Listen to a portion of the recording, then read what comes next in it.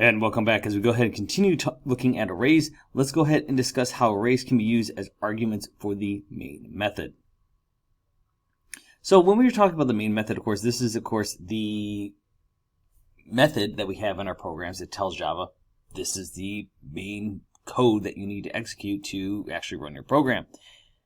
Now, the heading for the main method of a program kind of actually looks as if it has a parameter for an array of base type strings. So if you look at the public static void main string args, we've seen this multiple times, but we haven't really discussed about that parameter as much.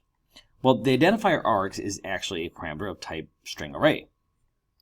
Because args is therefore a parameter, you can technically replace it by any non-word key identifier. So instead of saying args, you could have public static void main string stuff, and it would work just as well. Now, the reason why we have args is because it's very traditional, because args is short for arguments, but it's very legal for you to use some other identifier. So if you don't want to use args in there, you can use something else. So let's take a moment though and examine that main method with a little bit more scrutiny. We have never given our main any array argument. We would just assume it is what it is, or any other kind of argument for that matter when we have run our programs. So you might wonder, well, if there's an argument, what is Java actually plugging in for args? If no argument is given when you run your program, then a default empty array of strings is automatically provided as that default argument to the main method when you run your program. Now, it is possible to run a Java program array that provides an argument to plug in for this array, but you don't actually have to provide it as an array.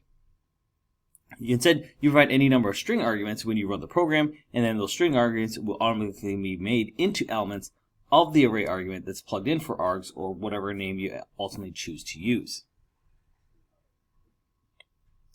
Now, the way this happens is through command line input, which is something we haven't really talked about or shown, and it's not something that we're going to. Now, the way that this is handled with command line input, it's normally done from the command line of your operating system. So a terminal or a command prompt or something like that.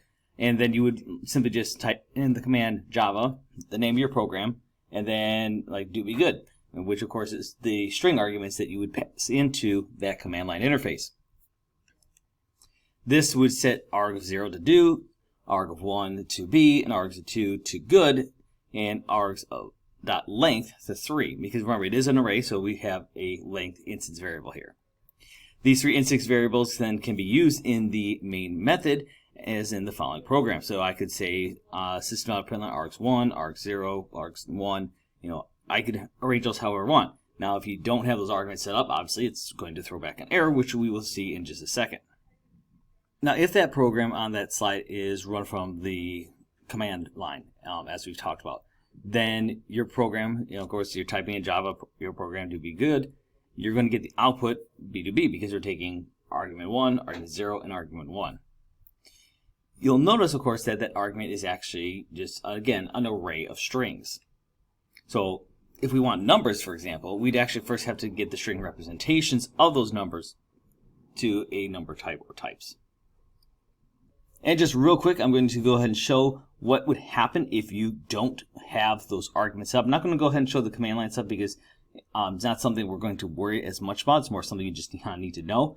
But what would happen if you don't have those arguments set up? So here, of course, I have a main program with those arguments set up. If I just go ahead and hit run, you'll see that we get an index out of bounds, which means that it's trying to look for those other values that you're passing in for the main method, but it doesn't see them.